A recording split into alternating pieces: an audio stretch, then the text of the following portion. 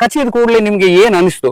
ತೀರಾ ಭಯ ಆಯ್ತಾ ಅಥವಾ ಏನೂ ಆಗೋದಿಲ್ಲ ಅಂತ ಏನಾದ್ರೂ ಆಲೋಚನೆ ಬಂತ? ಹೇಗೆ ಹೋದ್ರಿ? ಯಾವ ವಾಹನದಲ್ಲಿ ಹೋದ್ರಿ ಇಲ್ಲಿಂದ? ಅದು ನಮ್ದು ಫ್ರೆಂಡ್ ಇದ್ರು ಸಂದೇಶ್ ಓಕೆ. ಅವರು ಕರ್ಕೊಂಡು ಹೋದ್ರು. ಸಂದೇಶ್ ಅಂತ ಅವರದ್ದು ಏನ್ ಬೈಕ್ ಕಾರಲ್ಲಿ ಹೋದದ್ದು. ಕಾರಲ್ಲಿ ಹೋದ್ರಿ. ಪ್ರಥಮ ಚಿಕಿತ್ಸೆ ಅಂತ ಮಾಡ್ಕೊಂಡ್ರೆ ನೀವು? ನಮ್ಗೆ ಅಂದ್ರೆ ಐಡಿಯಾ ಅಂತ ಗೊತ್ತಿಲ್ಲ, ಬಟ್ ಫ್ರೆಂಡ್ ಒಬ್ಬ ಇಲ್ಲೊಂದು ಟೈ ಮಾಡಿದ ಗಟ್ಟಿ. ಸೋನ್ ಅವರಿಗೆ ಹಾವು ಕಚ್ಚುವಾಗ ನೀವು ಇದೇ ಜಾಗದಲ್ಲಿ ಇದ್ರಿ, ಇಬ್ರು ಅಂದ್ರೆ ಒಂದು ತಂಡನೇ ಇದ್ರಿ ನೀವು. ಆ ಸಂದರ್ಭ ನೀವು ಏನ್ ಮಾಡಿದ್ರಿ? ಅದೇ ಕಟ್ಟ ಎಲ್ಲ ಕಟ್ಟಬೇಡಿ, ಡೈರೆಕ್ಟ್ ಹಾಸ್ಪಿಟಲ್ ಕರ್ಕೊಂಡು ಹೋಗಿ, ಏನು ತೊಂದರೆ ಇಲ್ಲ. ಇದ್ರು ಕೂಡ ನಾವು ಒಟ್ಟಿಗೆ ಇರೋದು, ಹಾಗೆ ಜೊತೆಯಾಗಿ ಕುತ್ಕೊಂಡಿದ್ವಿ. ಅವ ನಾನು ರೈಟ್ ಸೈಡಿಗೆ ಇದ್ದ, ನಾನು ಮಿಡ್ಲ್ ಅಲ್ಲಿ ಇದ್ದೆ, ಸೈಡಿಗೆ ನನ್ನ ತಮ್ಮ ಇದ್ದ.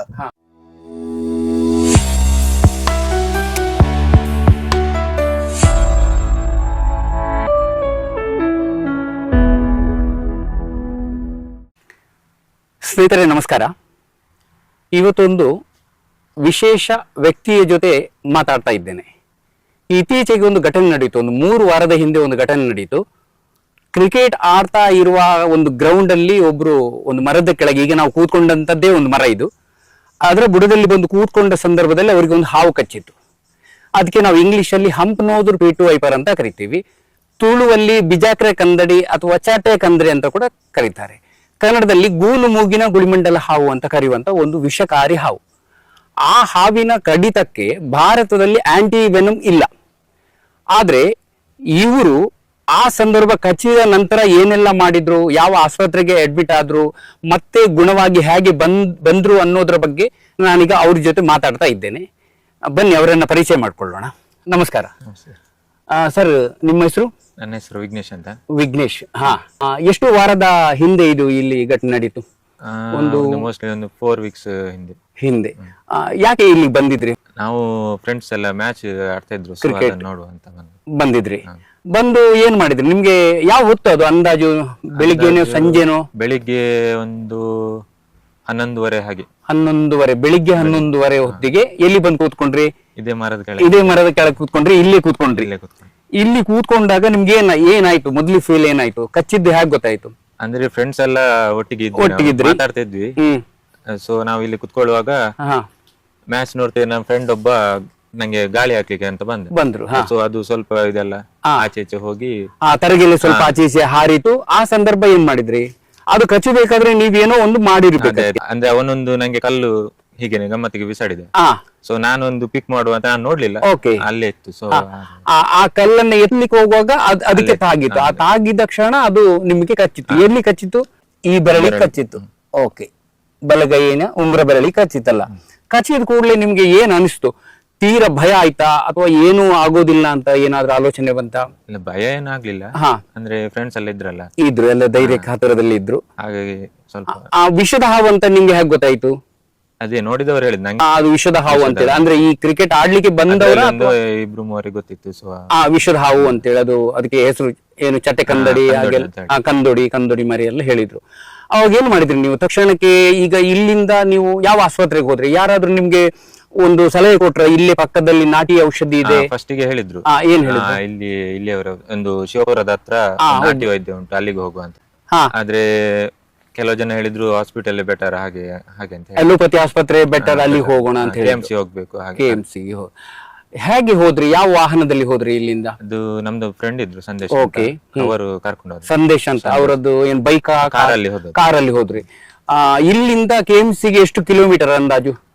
ಒಂದು ಇಲ್ಲಿಂದ 17 ಆಗ್ತದೇನೆ. 17 ಕಿಲೋಮೀಟರ್. 17 ಕಿಲೋಮೀಟರ್. ಈಗ ಇಲ್ಲಿ ಹಾವು ಕಚ್ಚಿದ ತಕ್ಷಣ ಏನಾದ್ರೂ ಪ್ರಥಮ ಚಿಕಿತ್ಸೆ ಅಂತ ಮಾಡ್ಕೊಂಡ್ರೆ ನೀವು?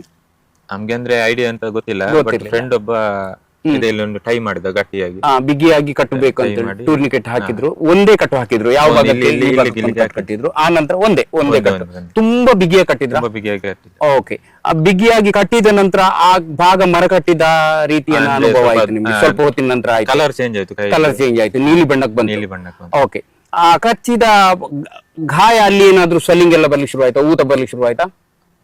ಹಾಗೆ ಗಾಯದಲ್ಲಿ ಏನು ಇದಿಲ್ಲ, ಅಂದ್ರೆ ಇಡೀ ಕೈ ಸ್ವಲ್ಪ ದಪ್ಪ ಆದಾಗ ಆಯ್ತು.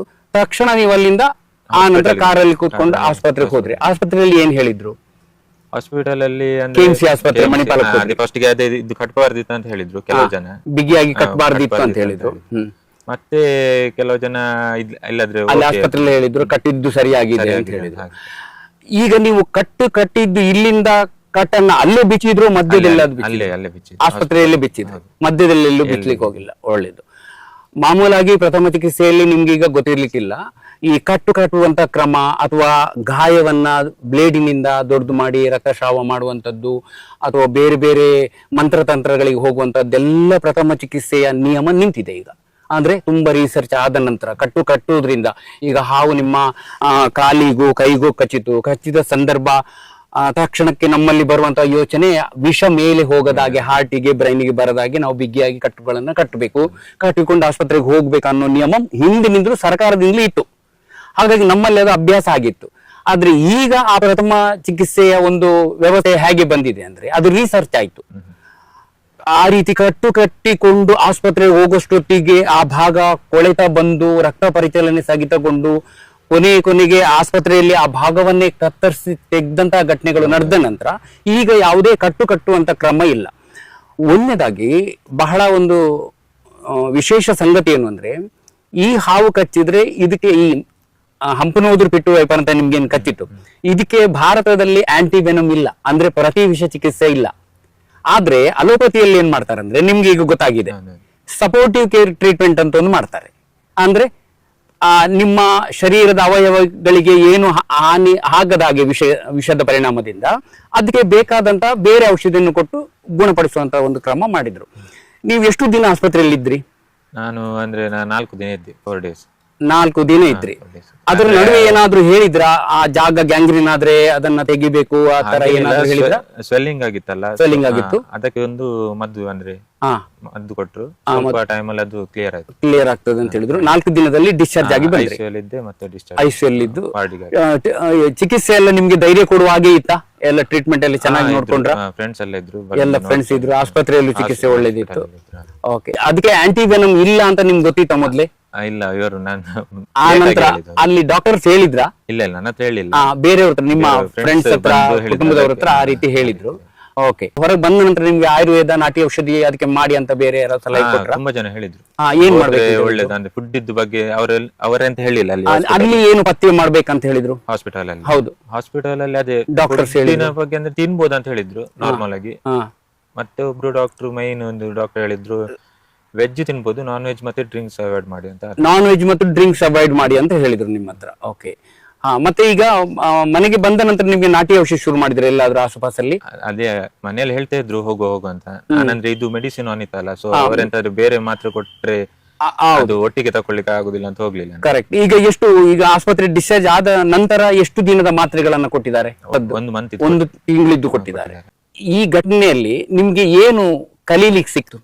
ಸಾಮಾನ್ಯವಾಗಿ ಅಂದ್ರೆ ಇನ್ನು ಹತ್ರ ಹೋಗುದಿಲ್ಲ ಅಷ್ಟೇ, ಹಾವಿನ ಹತ್ರ ಹೋಗುದಿಲ್ಲ ಅಂತ ಹೇಳಿ. ನಾರ್ಮಲ್ ಆಗಿ ನಾವೆಲ್ಲ ಪಾರ್ಟಿ ಎಲ್ಲ ಮಾಡ್ತಿದ್ವಿ ಎಲ್ಲ ಕಡೆ. ಅಂದ್ರೆ ಪಾರ್ಟಿ ಅಂದ್ರೆ ಮರದ ಗಿಡಗಳೆಲ್ಲ ಮಾಡ್ತಾ ಇದ್ರಿ, ಅದೊಂದು ಬೇಡ ಅಂತ. ಒಂದು ವೇಳೆ ಇದ್ರೂ ಕೂಡ ನೀವು ನಮ್ಮ ಈಗ ವೀಕ್ಷಕರಿಗೆ ನೀವು ಏನ್ ಹೇಳಿಕ್ಕೆ ಇಷ್ಟಪಡ್ತೀರಿ? ಇಂಥ ಜಾಗದಲ್ಲಿ ರಾತ್ರಿ ವೇಳೆ ಕೂತ್ಕೊಂಡು ಆಟ ಆಡೋದು, ಪಾರ್ಟಿ ಮಾಡೋದು ಮಾಡಿದಾಗ ಈ ಜಾಗವನ್ನು ನೋಡ್ಕೊಂಡು ನೀವು ಇದು ಮಾಡಿ ಅಂತ ಹೇಳಿಕ್ಕೆ ಇಷ್ಟಪಡ್ತೀರಿ. ಆದ್ರೆ ಈಗ ಎಲೋಪತಿ ಅಲ್ಲ ಆಸ್ಪತ್ರೆಗೆ ಹೋಗುದು ಸೇಫ್ ಅಂತ ನಿಮ್ಗೆ ಅನಿಸ್ತದೆ? ನನ್ಗೆ ಬೆಟರ್ ಅಂತ ಅನಿಸ್ತು. ಆಂಟಿವೆನಮ್ ಏನಾದ್ರು ಹಾಕಿದಾರ? ಆಂಟಿವೆನಮ್ ಹಾಕಿದ್ದಾರೆ, ಎಸಿ ಅಂತ ಹಾಕಿದಾರ ನಿಮ್ಗೆ? ಅದೇ ಹಾಕಿದ್ದಾರೆ ಇರ್ಬೇಕು. ಒಂದು ದಿನ ಐಸಿಯು ಅಲ್ಲಿ ಇದ್ದದ್ದು ಅದು ಆಂಟಿವೆನಮ್ ಇದು ಮಾಡಿದಾರ ಅಂತ. ಶ್ರೀಲಂಕಾದಲ್ಲಿ ಈಗ ಅದು ತಯಾರಿ ನಡೀತಾ ಇದೆ ಆಂಟಿವೆನಮ್ ಮಾಡ್ಲಿಕ್ಕೆ. ಭಾರತದಲ್ಲಿ ಎಲ್ಲ ಸಾಮಾನ್ಯವಾಗಿ ಏನ್ ಮಾಡ್ತಾರೆ ಅಂದ್ರೆ, ನಾನು ನೋಡಿದ ಒಂದು ಅನೇಕ ಘಟನೆಗಳು ಏನಂದ್ರೆ, ಈ ಕೃಷಿಕರಿಗೆ ಬೇಸಾಯ ಮಾಡುವವರಿಗೆ ಜಾಸ್ತಿ ಹಾವು ಕಚ್ಚುವುದು.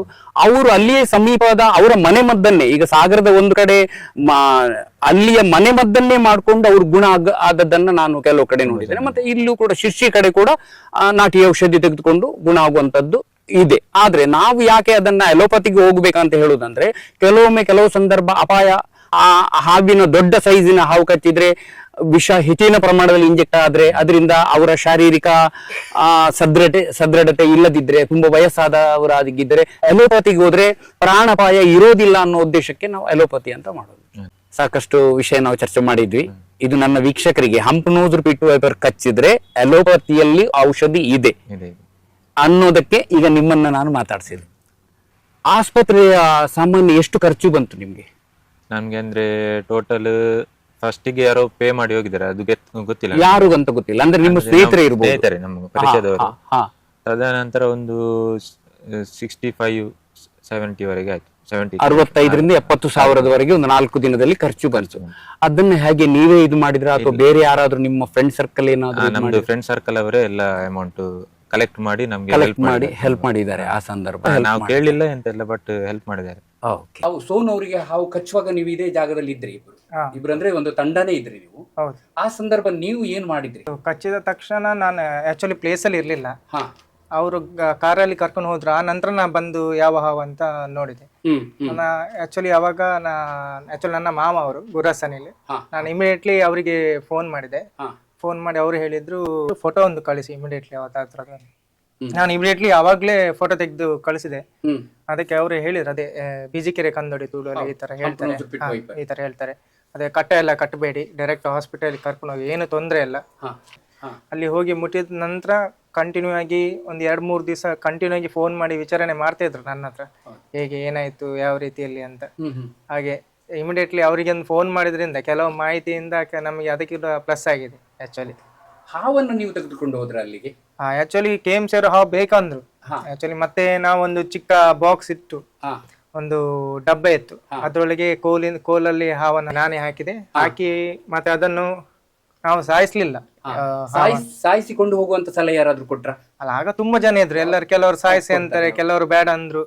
ಆದ್ರೆ ನಮ್ಗೆ ನಿಮ್ಮ ಒಟ್ಟಿಗೆ ಇರೋದ್ರಿಂದ ನಮಗೆ ನೀವು ತಿಳಿಸಿದ್ರಿಂದ ನಾವು ಅದನ್ನ ಸಾಯಿಸ್ಲಿಲ್ಲ. ಹಾಗೆ ಹಿಡ್ದೊಂದು ಡಬ್ಬಕ್ಕೆ ಹಾಕಿ ಒಂದು ಸಿಮೆಂಟ್ ಚೀಲ ಬದಿಗಡಿ ಎತ್ತು, ಅದ್ರ ಒಳಗೆ ಬಾಕ್ಸ್ ಹಾಕಿ ಕಟ್ಟಿ ಮತ್ತೆ ನಾವು ಅದನ್ನು ಇಬ್ರು ಫ್ರೆಂಡ್ ನವರು ತಕೊಂಡು ಹೋದ್ರು. ತಾವು ಏನ್ ಮಾಡಿದ್ರಿ ಸರ್ ಸ್ವಸ್ತಿಕ್ ಅವರು? ಒಟ್ಟಿಗೆ ಅಂದ್ರೆ ಯೂಶುವಲಿ ನಾವು ಟೂರ್ನಮೆಂಟ್ ಎಲ್ಲಿ ಆದ್ರೂ ಕೂಡ, ಟೂರ್ನಮೆಂಟ್ ಪ್ಲಸ್ ಎಂತಾದ್ರೂ ಇದ್ರು ಕೂಡ ನಾವು ಒಟ್ಟಿಗೆ ಇರೋದು. ಹಾಗೆ ಜೊತೆಯಾಗಿ ಕುತ್ಕೊಂಡಿದ್ವಿ. ಅವ ನಾನು ರೈಟ್ ಸೈಡ್ ಇದ್ದ, ನಾನು ಮಿಡ್ಲ್ ಅಲ್ಲಿ ಇದ್ದೆ, ಸೈಡಿಗೆ ನನ್ನ ತಮ್ಮ ಇದ್ದ. ಹಾಗೆ ಇವ ಹಾವು ಕಚ್ಚಿದ ಹಾಗೆ ಅಂತ ಹೇಳಿದ, ನಾನೇ ಎಂತ ನಾರ್ಮಲ್ ಆಗಿ ಹೀಗಿರ್ಬೋದು ಅಂತ ಹೇಳಿದೆ. ಬಟ್ ಅವ ಸೀರಿಯಸ್ ಆಗಿ ಇಲ್ಲ, ಎಂತದ್ದು ಕಚ್ಚಿತು, ತುಂಬಾ ಪೇಯ್ನ್ ಆಗ್ತಿದೆ, ಉರಿ ಆಗ್ತಿದೆ ಅಂತ ಹೇಳಿದ. ಅದೇ ಮೂಮೆಂಟ್ಗೆ ಸಡನ್ ನಾವು ಸರ್ಚ್ ಮಾಡಿದ್ವಿ, ಅಲ್ಲಿ ಹಾವಿತ್ತು. ಮತ್ತೆ ಕೈಗೆ ಟೈ ಮಾಡಿದ್ವಿ. ಮತ್ತೆ ಇಮಿಡಿಯೇಟ್ ಆಗಿ ಬೇರೆಯವರೆಲ್ಲ ಇದು ಮಾಡಿದ್ರು, ಕನ್ಸರ್ನ್ ಮಾಡಿದ್ರು, ಅಲ್ಲಿ ಹೋಗಿ ಇಲ್ಲಿ ಹೋಗಿ ನಾರ್ಮಲ್ ನಾಟಿ ಎಲ್ಲ ನಾಟಿ ಔಷಧಿ ಹೇಳಿದ್ರು. ಬಟ್ ನಾವು ಅಂದ್ರೆ ಎಂತ ಇದ್ರು ಒಂದ್ಸಲ ಅಲ್ಲಿಗೆ ಹೋಗುವ, ಮತ್ತೆ ಎಂತ ಇದ್ರು ಮತ್ತೆ ನೋಡುವಂತ, ಎಲೋಪತಿಗೆ ಹೋಗುವ, ಮತ್ತೆ ಎಂತ ಮತ್ತೆ ನೋಡುವಂತ ಇಮಿಡಿಯೇಟ್ ಆಗಿ ಅವನನ್ನು ಹಾಸ್ಪಿಟಲ್ ಕರ್ಕೊಂಡು ಹೋದ್ವಿ. ಬಟ್ ಯಾವಾಗ ಅಲ್ಲಿ ತಮ್ಮ ಫೋನ್ ಮಾಡಿ ಹೇಳಿದ ಅದಕ್ಕೆ ಆಂಟಿಬಯೋಟಿಕ್ ಇಲ್ಲ ಹೇಳ್ತಿದ್ರು ಹಾಗೆ ಅಂತ, ನಾವೊಂದು 2-3 ಜನ ಫ್ರೆಂಡ್ಸ್ ನಾವು ಒಟ್ಟಿಗೆ ಇರುವವರು ಸೀದಾ ಇಮಿಡಿಯೇಟ್ ಆಗಿ ನಾವು ಮತ್ತೆ ಮ್ಯಾಚ್ ಬಿಟ್ಟು ಸೀದಾ ಹೋದ್ವಿ. ಅವ್ರ ಜೊತೆ ಇದ್ರಿ ಅಲ್ಲಿ? ಇದ್ರಿ. ಹುಷಾರ್ ಮಾಡಿ ಕರ್ಕೊಂಡ್ ಬಂದ್ರಿ? ಹುಷಾರ್ ಮಾಡಿ ಕರ್ಕೊಂಡ್ ಬಂದಿದ್ವಿ. ಓಕೆ, ಸರಿ ವೀಕ್ಷಕರೇ, ವಿಘ್ನೇಶ್ ಸೋನ್ ಅವರ ಜೊತೆ ಸಾಕಷ್ಟು ವಿಷಯಗಳನ್ನ ನಾವು ಶೇರ್ ಮಾಡ್ಕೊಂಡ್ವಿ. ಇದು ನಿಮಗಾಗಿ ಇಂತಹ ಹಾವುಗಳು ಹಂಪನೋದ್ರ ಪಿಟ್ಟು ವೈಪರ್ ಕಚ್ಚಿದ್ರೆ ಏನೆಲ್ಲ ನಾವು ಮುಂಜಾಗ್ರತೆಯನ್ನ ತೆಗೆದುಕೊಳ್ಳಬೇಕು, ಮತ್ತೆ ಯಾವ ಔಷಧಿಯನ್ನ ಪಡೆದುಕೊಂಡು ನಾವು ಗುಣ ಆಗ್ಬಹುದು ಅನ್ನೋದನ್ನ ತಿಳಿಸ್ಲಿಕ್ಕಾಗಿ ಈ ಒಂದು ವಿಡಿಯೋ ಮಾಡ್ತಾ ಇದ್ದೇನೆ. ನಮಸ್ಕಾರ.